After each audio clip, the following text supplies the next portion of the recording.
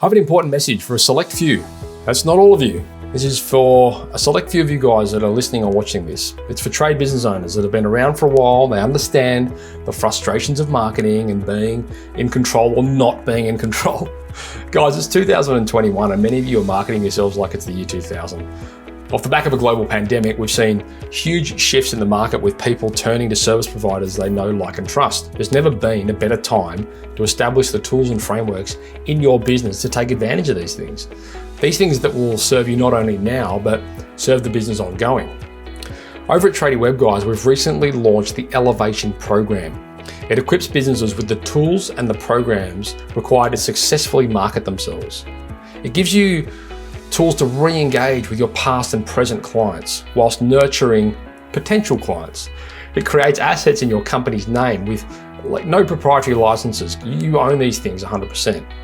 It gives your business a huge head start on the search engines with advanced SEO, and it collates all of the programs and all the services you need into one neat little bundle, including things like web development, website management, email marketing, SEO, Google Ads, loads of different softwares, strategy, support, and a bunch of other things. After going through this program, you'll have all the tools you need to market your business ongoing.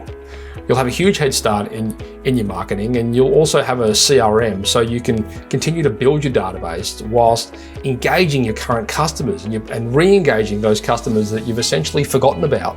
Marketing tools that you need, and they'll all be in your control. You don't owe anyone anything. You'll be able to dial it up and down essentially as you see fit. So why is this an important time to talk about this? Guys, it's important to know a lot about a little and a little about a lot. Meaning, you want to be in control. You want to know enough to be dangerous. I'm not trying to give you more work here. Essentially, we'll set everything up for you, teach you the basics, and then it's all yours. It's complete transparency. You'll never grow a business past a certain point without marketing. Word of mouth will only ever get you so far. We've spoken about it on the podcast a load of times. At some stage, you need to invest in these things. This is the simplest and most affordable way to do it. For more information, head across to tradiewebguys.com.au/elevation, fill in the form, and let's make 2021 the year that you took control. Today's podcast has been proudly brought to you by Tradie Web Guys. Tradie Web Guys work with tradespeople only on their websites and marketing solutions to help them stand out from their competition. Everything from web design through to SEO, search engine marketing, content creation, you name it, guys. It is a customized solution for trade-based organizations, and it's fantastic. Head across to tradiewebguys.com.au/apply, fill in the form, and let's have a conversation. Giving tradies and contractors around the globe the tools to run a modern business. You're listening to Toolbox Talks from the Site Shed. Now here's your host, Matt Jones.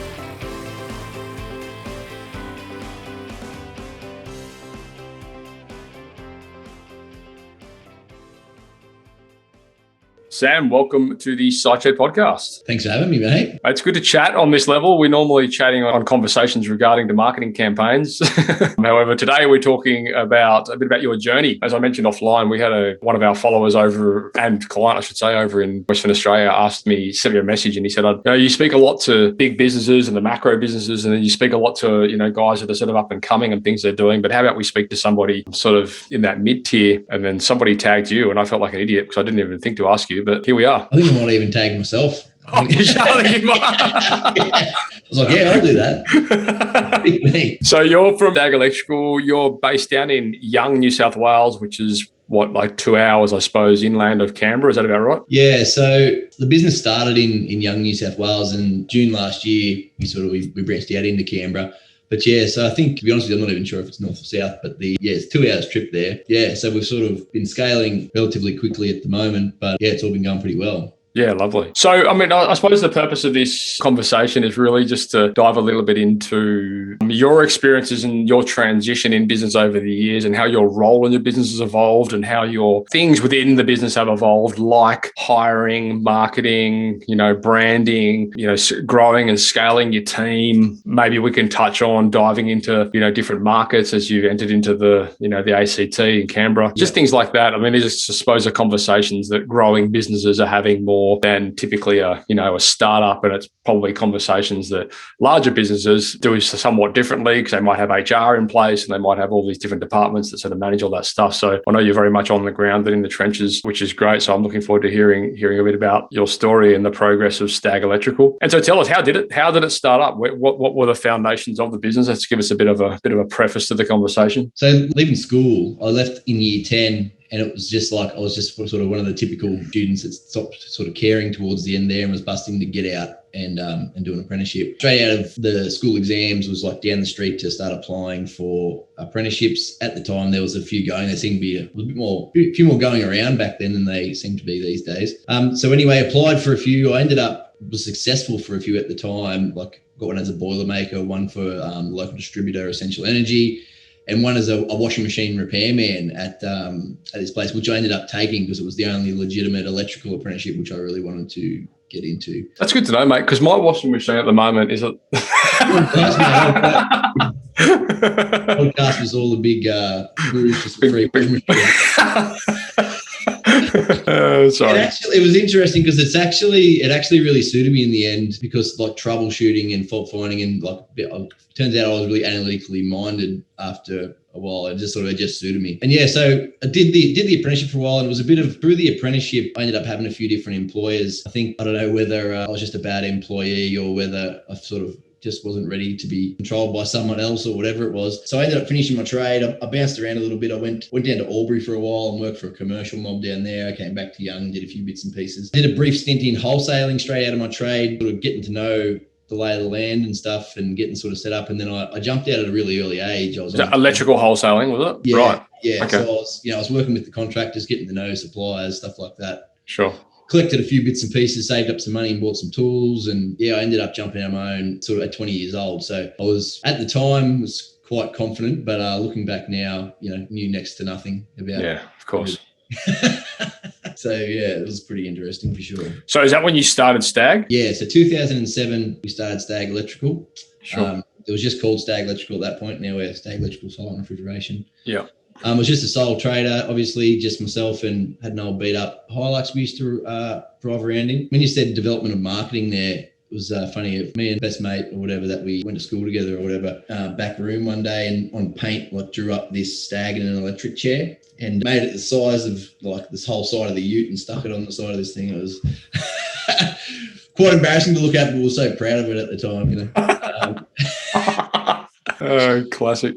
Yeah, but anyway. And so when you started, were you just doing, was it residential electrical or? Basically, I just started sort of taking on anything I could get. It was Sure. Through the wholesaler stuff, we made a few little contacts, people coming in looking for an electrician doing bits and pieces like that. Yeah. But not long into my apprenticeship, not long into Stag, one of my old bosses was folding up their business and going out of town, and they had a lot of industrial clients that I had been the point man for when I worked there. Right. So it was only like 10 grand or something at the time. He just wanted to get rid of some old stock, and we took over the phone number. Great. And we sort of gave us a little injection work. So we took on the apprentice he had at the time and a little rental of a shop. And yeah, it was a company called Golden Fields Water at the time though. So they had a lot of work that it sort of picked us up, and we sort of ended up calling ourselves Stag Electrical Industrial Specialists for probably the first 5 years. Yeah, right. Of our business. And that was our core thing. At that point, we were growing, we were trying to grow, but we were having a lot of ebbs and flows with the volume of work because we'd focused mainly on industrial at that point. We were really at the whim of what those customers were doing. And they were less than more. Do you know what I mean? Like we didn't have 100 clients, we might have had like 10 or 15. Yeah, exactly. Yeah. Do you think that starting in that industrial sort of commercial space really influenced the way that you operate today because you're quite a systemized and organized operator? Do you think that would have influenced? I mean, you look at like a residential electrician and typically it's a lot more, it doesn't need to be as process driven, it does, but it's not often not. Whereas when you're in an industrial or a commercial sort of vertical, you have to be, otherwise you're not going to get compliance, you're not going to get the work. I think it's probably the other way around. It was probably the fact that I was sort of like say troubleshooting and being analytical and whatever, and that made me excel in the industrial field while I did my apprenticeship. Sure. Okay. And then we were able to keep attracting work because we got a good reputation for that. Yeah. It was one of those things that was hard to replicate, especially in country areas, to get other guys, on that same mind frame and whatever. That's sort of why we excelled at it. But in the end, it's sort of by that 5-year mark, I was kind of looking for business advice at that point. I'd kind of dug myself into a bit of a hole, business model and financially wise. Even though we were great at what we did, it's sort of all a bit like, what are we doing wrong? Yeah. So that's interesting because how do you handle that? I mean, we might be jumping ahead a little bit here, but I'm curious how now with the business, how you keep your team following those processes and buying into that sort of mindset, that system sort of, system style that you guys run with. I don't know, we try and hold ourselves to a high standard. It's like over the years, we've had staff that fit into that culture and staff that haven't and whatever. And in Young, especially, because we've had a lot longer at it. Because probably another point to that is to grow in Young, we had to sort of be spending a few different things. We couldn't just be couldn't just be industrial, couldn't just be domestic, whatever. We'd cap at one point and we'd say, well, do we go into other fields? So that sort of developed. We had little mini teams within the business, like a supervisor for CCTV and data, for refrigeration for solar. Those guys started to take ownership of those roles. And so it's not just, someone yelling from the top of the mountain. We're all in it together is the mentality we try to go for. Okay. So, and what was spurring that desire to grow? Like, what does grow mean? I think, to be honest, I was thinking about this earlier. I think it's what I enjoy. Like, I enjoy business and I enjoy the development part of it. Like, I don't know. And that's probably like, it wasn't growing because I wanted, more money or growing because I wanted to be a business. I enjoyed the process of developing it. And it's just that it was like a byproduct that came along with it. Yeah, I kind of relate to that. You feel like, what's next? What am I going to work on now to may as well grow. Yeah. Even when I was reading through some of the prompting questions and stuff was like, what did you want to leave as a legacy? And I was like, I just love being in business. Do you know what I mean? Like, it's like, I just love the process. Sure. Yeah, and I think that's one of the things. Like, I think like initially when you're starting out, the goal is, well, I want to survive and I want to eat. I want to have a few dollars left over for beers on Friday night at the pub. Yeah. And it sort of, as you get a little bit more into business, like I found anyway, that you kind of like the legacy side of things has become more and more evident. Like, I've sort of now, like, I really want to add value to the trades and that kind of thing. And it's sort of taken over, I suppose, from that initial goal of, well, I just want to survive and feed the family.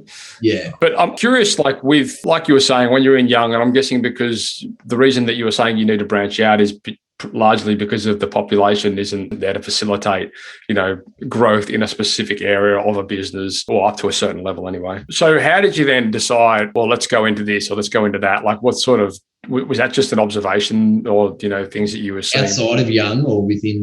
Within the whole process. Yeah, the whole process, because, I mean, it's a big step to say, I mean, now you guys are massive in solar, it's a big step to go, oh, well, we've gone from industrial electrical, all of a sudden now we're like focusing on solar. Like, how does that segue look? Yeah, so it started with service offerings. So we said, rightio, well, we'll try this. And I started spending a lot of time going away doing training in different fields. And at one point, we thought we were going to try and push into the construction project space.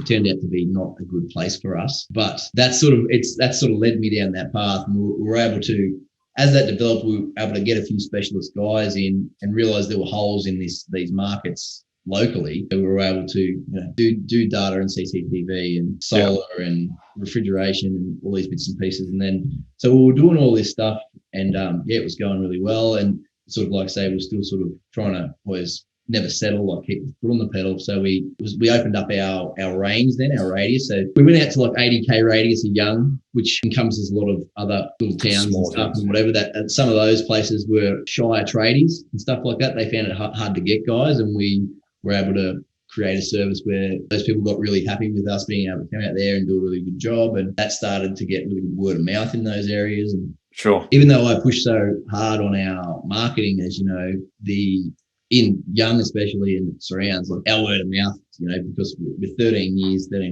in and have been attempting to do a really good job for that amount of time, it trumps all sort of thing. How do you handle, Sam, the logistics related around, an 80-kilometre radius? I mean, that's a big commute, a lot of time spent for people travelling back and forth to, projects. And I imagine if it's a residential electrical job, it's not always going to be a hugely lucrative one. How do you facilitate that? The travel stuff, we do more on a higher value job, sort of like, say solars and like, air conditioning and stuff like that and whatever. Smaller works, we'll try and pile them up.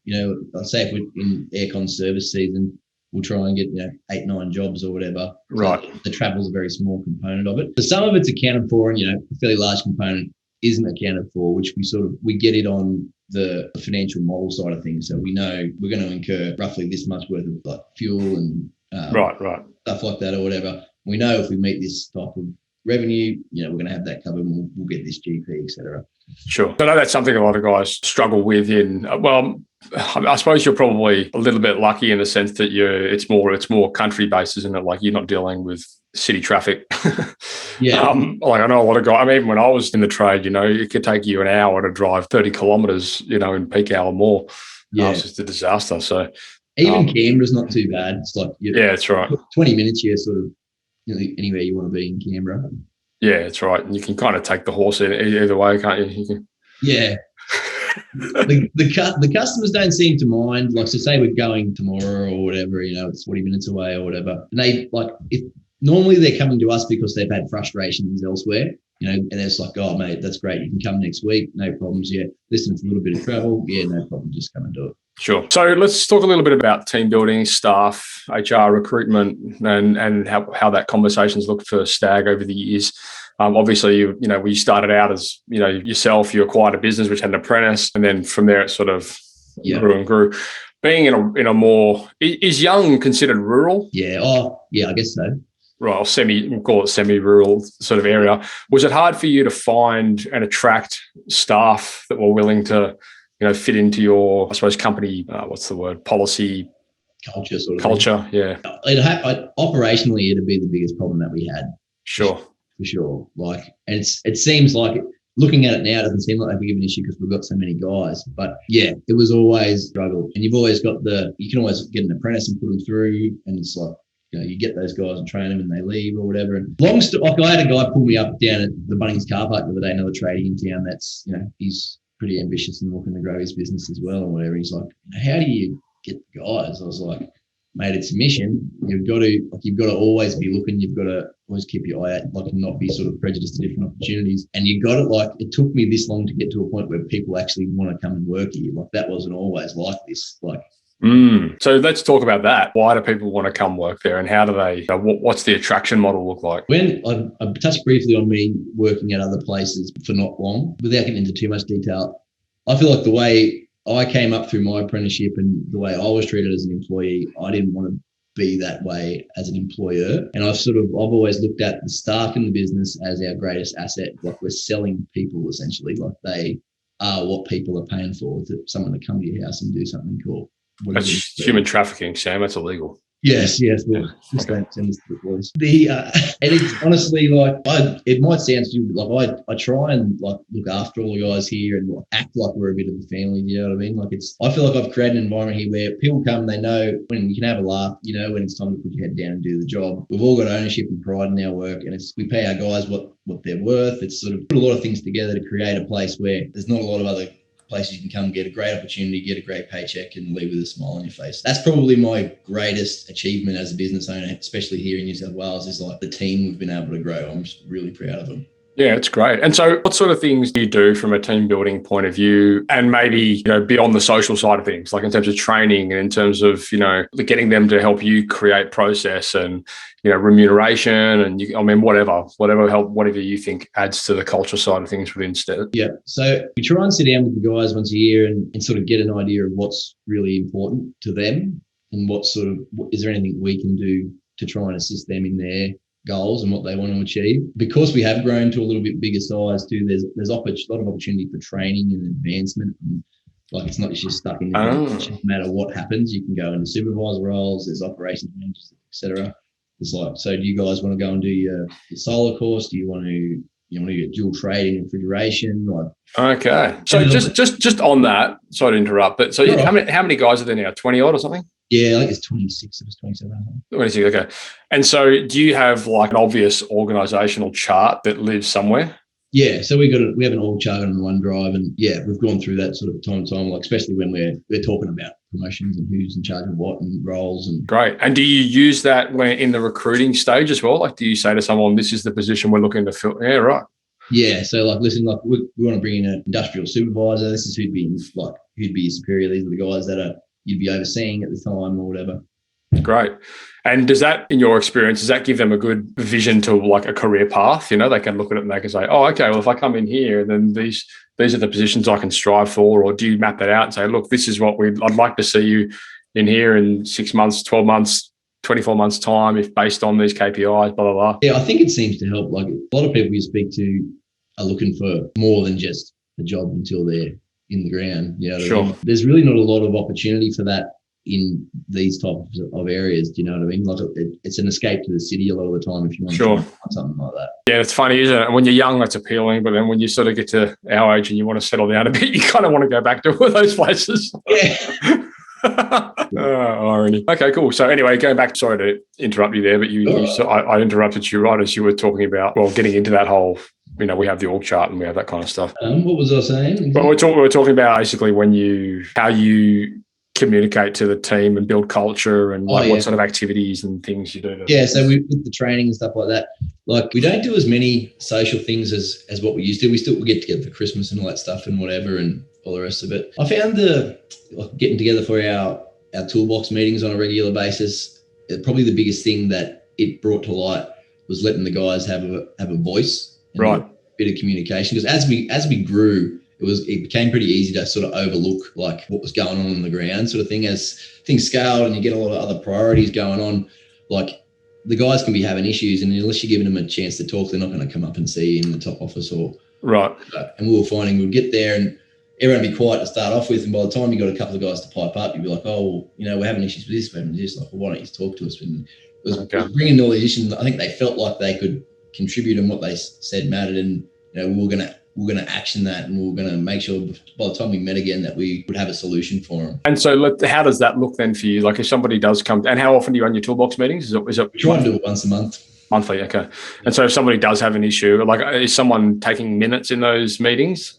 Yeah, so normally I'll talk and our operations manager will take notes type of thing, and then create a folder in Asana or whatever afterwards, toolbox actions to work through for the next meeting. It might be stuff like, you know, we need better directions on these out of town jobs. We can't find them, you know, call out rosters, stuff up, you know, just general stuff the guys need attended to that when everyone's flat out just get put to the wayside.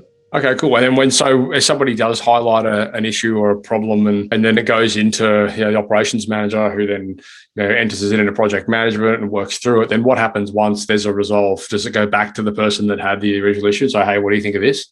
Yeah, so we'll normally talk about it again at the next meeting. So it'll be like, okay, well, from the last meeting we discussed this. Okay, this is what the solution we've come up with. What do you think of that? Do you want to deploy that? And then we'll go from there, basically. And so with the guys, like essentially you're kind of getting the team to help you improve the processes and streamline the operations of the business, which is amazing. And typically speaking, we find that if we do that with team members, they're more likely to follow those processes because they've kind of invested in them themselves. Do you have a process around, or maybe not a process, but do you have sort of a mindset around the guys that are out there doing the work and a way that you can get feedback from them on how to improve the certain running of projects, being that they're the guys on the ground throwing it in? So what we do at the moment is, so like I said previously, there's a supervisor for each field. Yep. And then our operations manager has weekly meetings with the supervisors to just sort of, so we do a lot of different reporting, like actual versus estimated, for quoting and all different bits and pieces. So we'll normally we'll collect points throughout the week to go and sit down and have a chat with the guys, and they'll normally at that point bring up, oh, listen, this is working, this isn't working.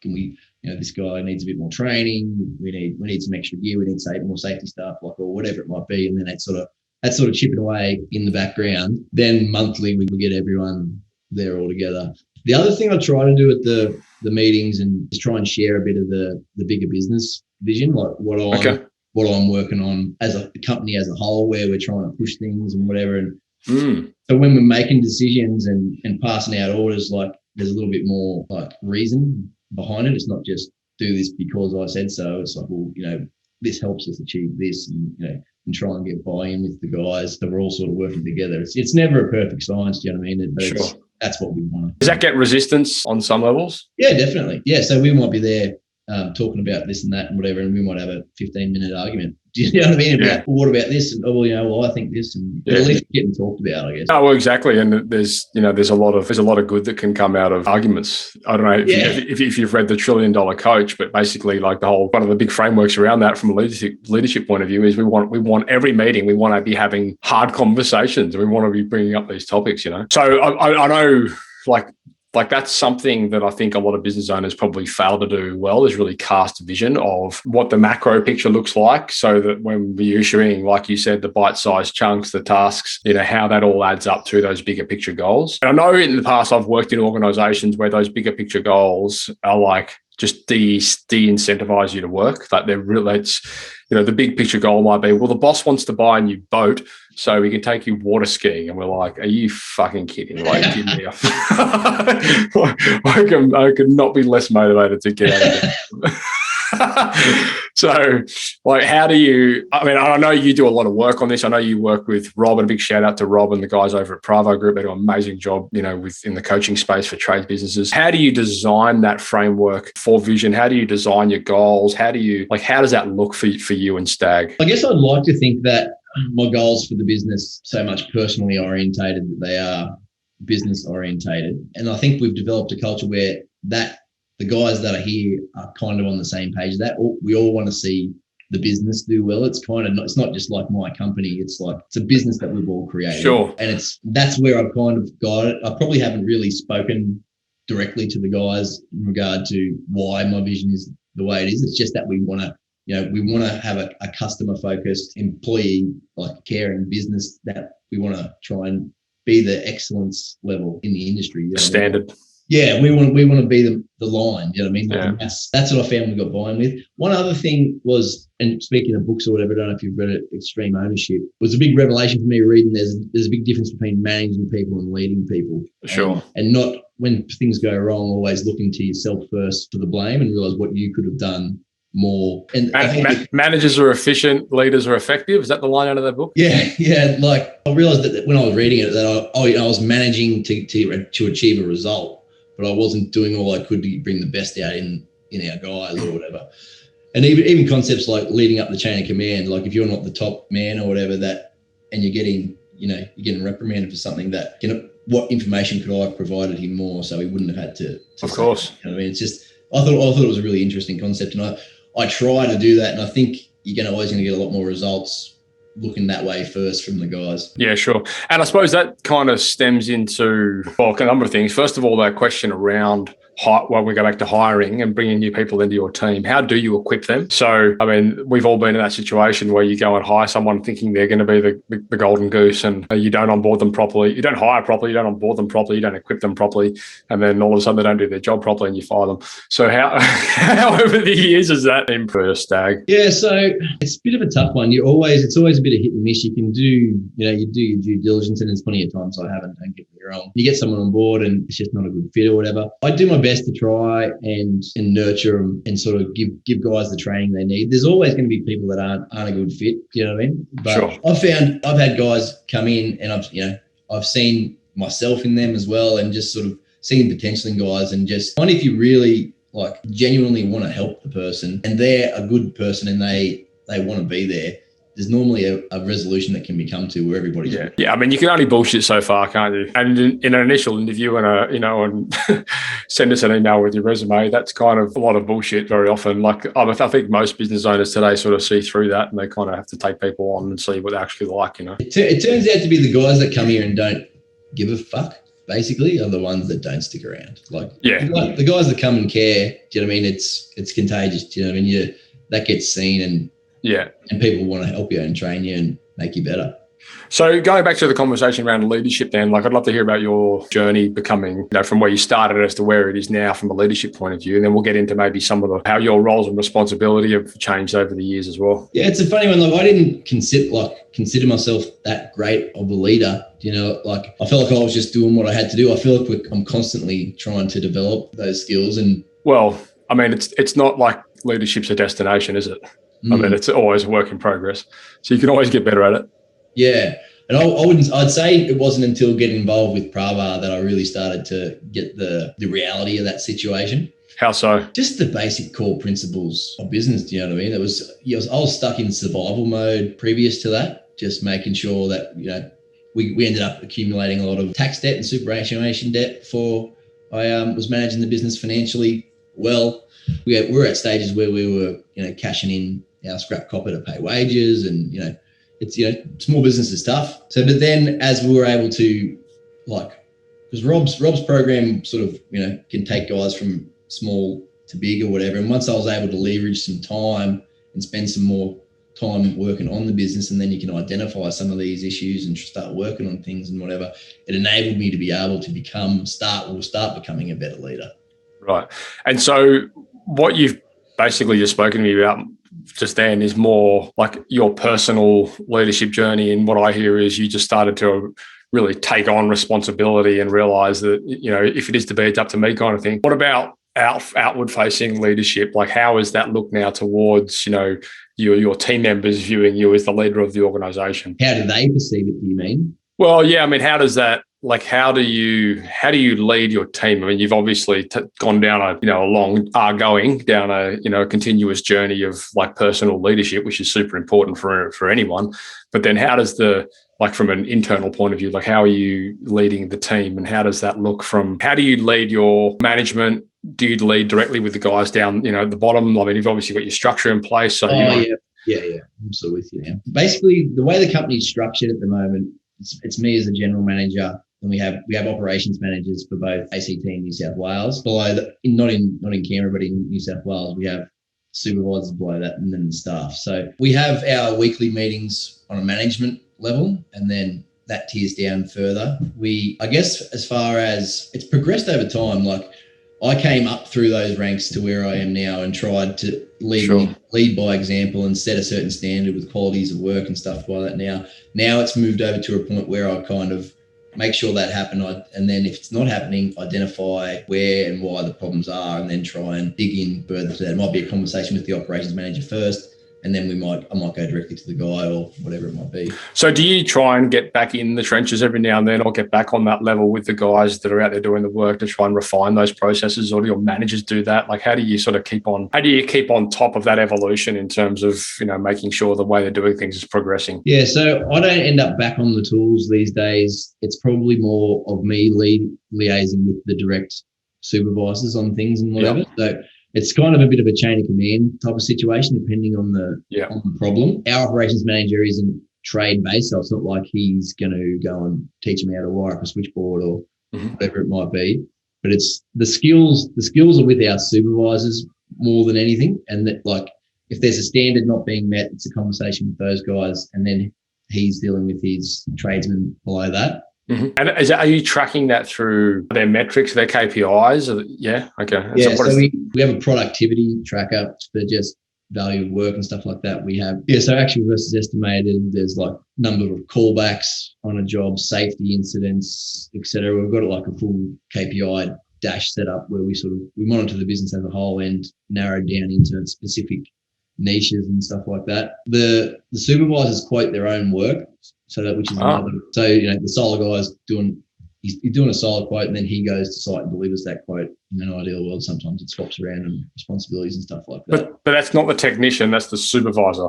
Yeah, but he is still a technician. He might be a 50-50 role in the setup we have in Young, where he quotes half the time, delivers half the time. Okay, interesting. And so that takes that load off you, and I suppose do you do any of that stuff anymore, or do you quote bigger jobs? No, okay. We've got essentially a project manager here that does all our larger quotes. Okay.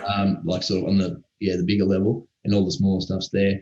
We found it was actually a huge efficiency builder was when we went to the model of the guys quoting their own work. Sure. There was a huge disconnect between the communication with the customer, the parts being ordered, the delivery of the job, especially from the customer point of view. We were getting feedback from them I've spoken to this guy, told him all about it, I've had someone else turn up, I've had to explain it all again. Then I wasn't home, they did it differently, etc.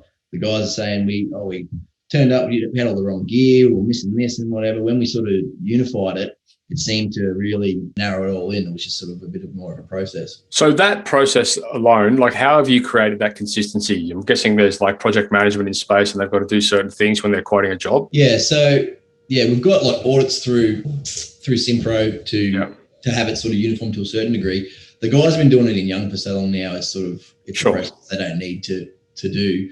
It's something that we've started working on, but we're developing more as far as actual documented processes go. And it's been illuminated more in the ACT now because we're like looking at a more scalable model over there. Right. We've got bringing in salespeople and stuff like this and whatever. And like, we need this X, Y, and Z to happen.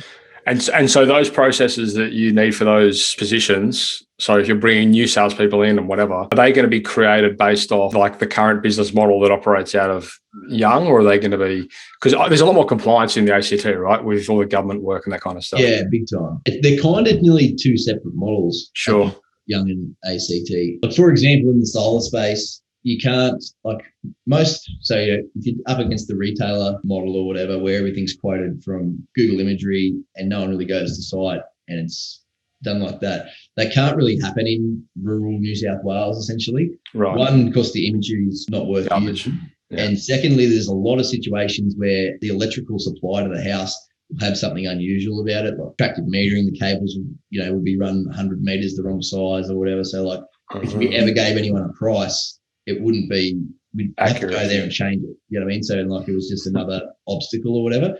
So we found by sending our qualified guys that were going to do the job to site in the first place, they were getting exactly what they needed to know. Like we were able to bring our level 2 capability into it and do service main upgrades and stuff like that to be able to get them, they can export their solar. Sure. Whereas in the ACT, it's a little bit of a different market. Evo's not as strict as Essential on their voltage rise calculations. They guarantee a certain amount of voltage rise. The imagery is beautiful. You can basically see individual tiles and stuff and whatever. So it's sort of done to a certain way. We still see a lot better results when we have a tradesman go to site. Sure. The customers respond to it better. Yeah. So let's talk a little bit now about how your role in the business as general manager. Is that what you said? Or managing director? General manager? Yeah, you could probably call it either. Either or, yeah. But essentially, you're the top of the... Yeah. Okay. So what does that role look like for you now in the business? I know you're very active in marketing, but like, where do you spend your time mostly? Yep. So, as a whole, I'm overseeing the two operations manager. I'd like to say I do spend a lot of time in sales. Like, I've kind of kept that on, whether it's definitely the right thing, but it's something that I enjoy doing as well, the marketing side. So is it, when you say sales, are you talking about liaising with customers directly, or are you talking about like actually the lead generation side of it? Lead generation. So the way I kind of look at it is that the operations guys are delivering the work and right. I'm bringing it into them. Gotcha. I'm making sure that we've got enough inquiries into the business. Yeah. The supervisors are making sure that those inquiries convert, and the operations manager are making sure that work is. There's the hiring, firing component of it. Do you do that? Yeah. For the whole business? Yeah. No one gets hired to the business without coming through us, essentially. So I'm just curious, if you've got these operational managers in positions there, why do you take the firing and the hiring on board personally? I feel like I'm responsible for it. I don't know. Right. It's something as a business owner, I feel like it's my responsibility. It's not because I don't trust someone else to do it or whatever else. I fired someone, it's not very enjoyable. No, it's terrible. And hiring someone can be enjoyable. Yeah. And hiring someone can be either the survival or the breakdown of your business or the culture or whatever. And I guess I feel like I'm responsible for that ultimately as well. I definitely take input and I'll have our guys screen people and whatever, chuck them on a trial or have a chat with this guy and then send him up and I'll take it from there. But I don't know. It's just one of these things I feel like, it needs to be done by me. Okay, cool. All right, so what else are you doing? Sorry, what was the question on that one? Or what your role in the business is? Oh, yeah. It basically boils down to maintaining the operation, making sure the business is meeting all of its parameters. Do you know what I mean? Because we've tracking, especially now that we're in a fairly serious growth phase at the moment. So maintaining revenue and margins is essentially like we could quite easily go bust. You know what I mean? If you don't monitor that on a really close basis. So that sounds simple, monitoring revenue and margins, but it actually, there's a lot of stuff that, so I say marketing and whatever, there's a lot of things that come into that to make sure that happens. Sure. Growing broke is almost a parable, like it happens all the time. Yeah. So I've got to make sure there's enough work. I've got to make sure that work's getting quoted at the correct margin. I've got to make sure it's getting delivered at the correct margin. If it's not, I've got to address why it's not. Like it's. So if you're not the one doing the quotes, how do you keep on top of that? So we do it with reporting. So Okay. yeah, so we have like quoted margin trackers for each of the departments. What margin are we winning the quotes at? What margin are we losing the quotes at? What's the, what are the variables around the ones that we're winning, the ones that we're losing? How can we adjust that? What are we going to do differently? Yeah, so we base the initial margins are based on our financial model. So we, across the different types of work we do, we have different margins that we try and maintain or whatever. Right. Then that's communicated to the guys. We use Simpro, quite all our stuff, and our work's all done with pre-builds. So, set up bits and pieces. So the guys know what the target is. There's always room for variance depending on the job and what. Do they design and optimize those pre-builds? Yeah. So the supervisors in their fields, like they might, 6 monthly, 12 monthly review the old ones, make something new, get them up to date. Like, okay. Because people's wages change, Sure. Suppliers change or whatever. So they're always getting sort of out of date. Yeah. But then the kick with that is that, it's right. So they're quoting it. Then when it gets delivered, we get, because of the way Simpro works, we get, okay, well, we quoted it at X margin. It's been delivered at this margin. Why is that? Okay, well, labor's high or materials are low or whatever. Okay, well, why is that? Let's dig into that. Was there a job? Did we do overtime? Did we buy the wrong gear from the wrong supplier? And that's the stuff that's getting done on a weekly, daily basis. Okay. It really, for us, do you know what I mean? It's the difference between, surviving and not surviving is making sure that, because if we lose a couple of margin points on a multi-million-dollar business, it's huge, yeah. Yeah.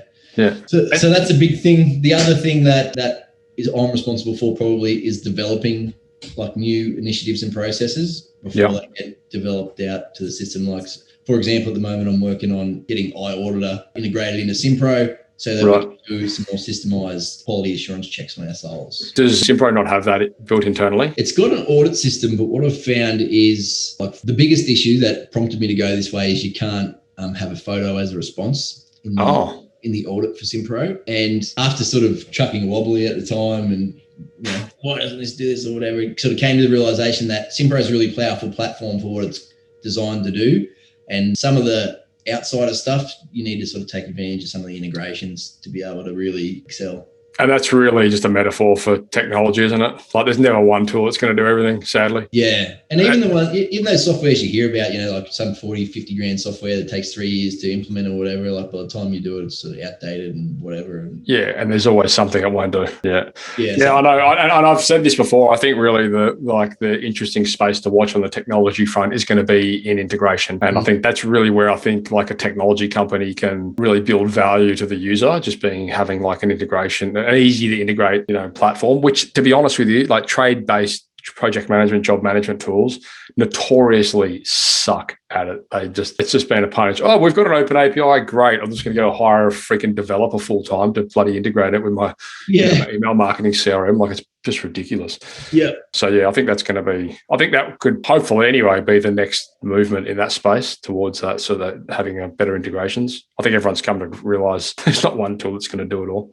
Yeah. We're only looking this week as well at like a CRM integration, like just the fees to have someone maintain that. It's like, sure. Okay, cool. And then obviously from the marketing side of things, we work together on marketing. We started with some of the Google Ads stuff and your SEO, and you basically took the Google Ads stuff on board yourself because you were just so on top of it. How have you, over the years, you're obviously very confident with the Google Ads side of things, which is not a super easy thing to learn. And it takes a lot of time, really, doesn't it? Like you always got to be in there and checking and making sure that the things are trending in the right direction in terms of keywords and budgets and blah, blah, blah. Obviously, you said earlier in the conversation, you're quite analytical. So you obviously kind of get some enjoyment out of these kind of things, you sicko. But, but I'd love to learn how you learned all these things and why you decided to sort of bring that, keep that in-house.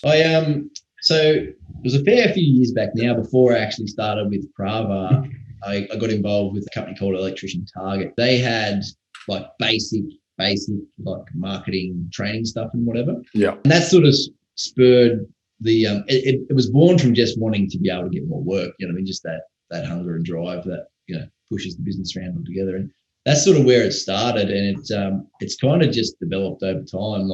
And it's one of those things I never wanted to just be a marketer full time, because I enjoy learning about it and know enough about it to hold others accountable. Sure. Yeah, it wasn't something I wanted to spend on my time on. But that's what I found. Through bouncing between different marketers and stuff here and there, it's like this big mystery box of an industry. Like from the outsider looking in, like no one seems to really understand it or know what anything's worth or what people should and shouldn't be doing. Yeah. And the more traders you speak to, everyone sort of seems to be in the same boat. And you probably speak to it better than I can. Guys coming to you just lost with having bad experiences in marketing. Yeah, I think as well, though, the good thing about having, like, because you understand it, like, it makes it very easy to work with you because you know, like guys that have had no experience with these things before. It's always it's the conversations around things that just we shouldn't really have to be having these conversations. Like, this is the way that it operates, but because you've been there and done it, you kind of understand. Like, even from SEO running a show, you understand how things trend and how it takes time, and you optimize keywords, and you can sort of map that, which is kind of refreshing from somebody that's doing the work for you, because we know you're not going to be like, oh, what the fuck, why am I front? Whereas a lot of guys that are starting out don't really appreciate that. They're like, oh, I'm spending $5,000 a month on Google Ads and it's barely paying the wages, kind of thing. And that's the thing, you know what I mean? It's one of that, and that's what electrician target sort of try and push as well. Like digital marketing, unless you've got money to burn, you want to be doing everything else right first. Exactly. There's a lot of money getting left on the table from an organic point of view in most situations. We see it. A humongous gap there, and we're filling it daily with new clients with just database management, just simple things like re-engaging with customers. Like there's this, and I've said it a million times on the show. There's this churn and burn mentality in the trades where people are just always after new leads, and it comes at the cost of neglecting their existing ones, and they're just sitting on these gold mines of contacts and work that they've never really considered or have never really thought about how they can optimize. There's so much value in a database. It's insane. Even the fact that most tradesmen don't follow up their quotes. No. Yeah. When we first started doing that, I found out probably half of the ones I was doing didn't even get the email. Right. So, like going to spam or whatever. Sure.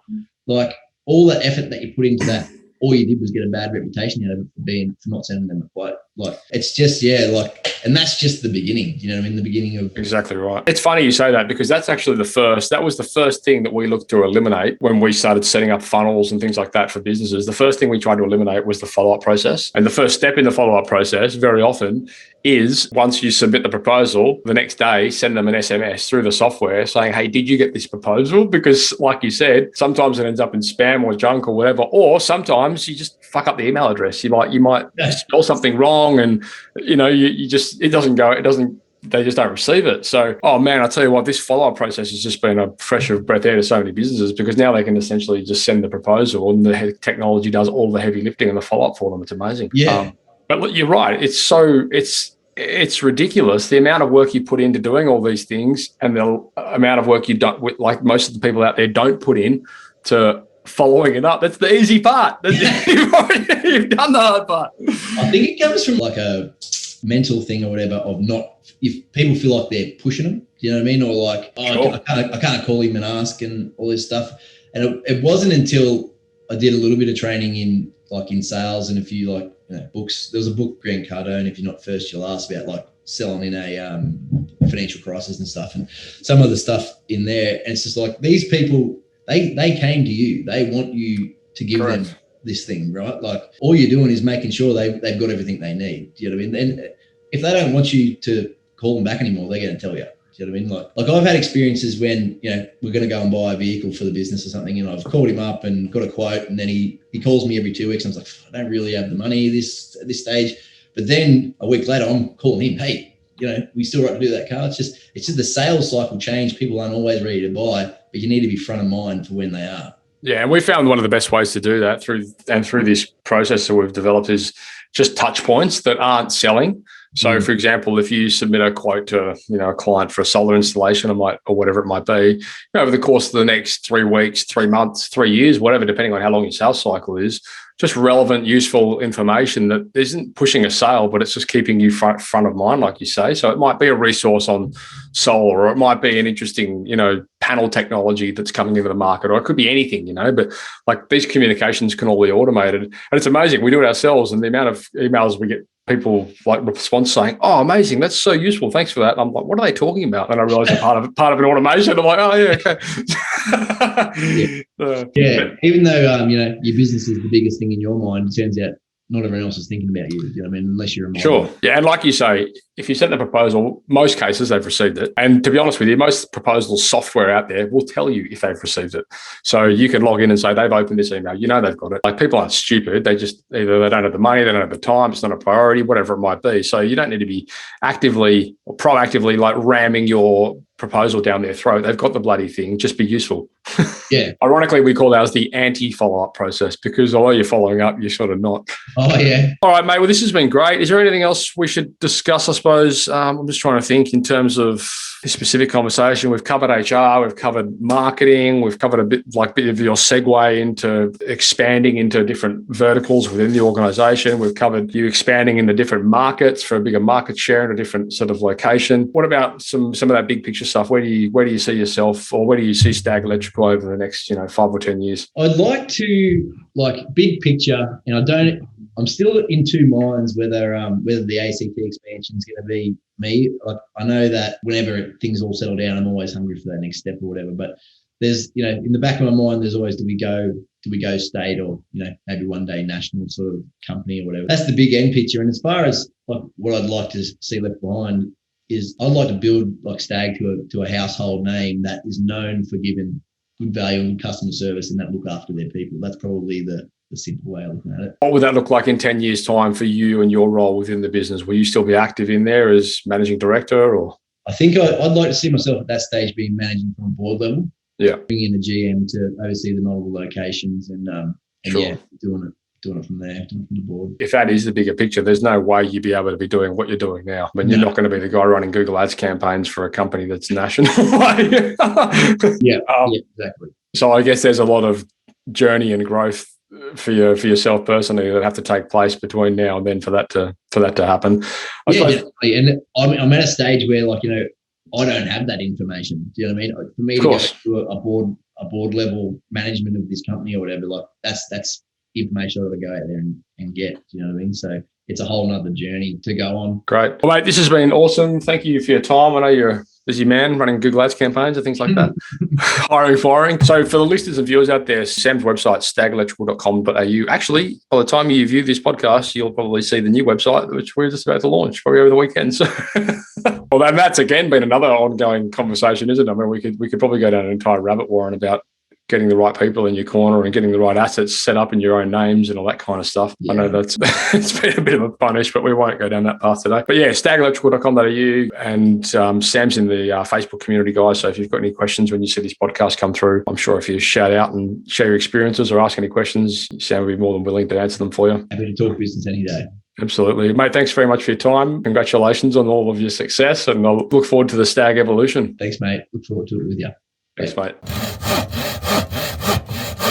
Thank you for listening to another episode of Toolbox Talks. If you're liking what you hear, then you can head across to thesiteshed.com, where you can join our community by signing up to our Toolbox Talks. You'll get sent a weekly notification, which is basically a highlight of everything that we've spoken about during that week, along with any other industry news that may be relevant or specific to the trades. If you're enjoying the show, you can head across to iTunes, Stitcher, or SoundCloud, where you can leave us a review. That would be fantastic, and all the reviews get read out in the show. Likewise, if you have any friends or colleagues that you think would benefit from this show and the episodes that we create, then please go ahead and share it with them.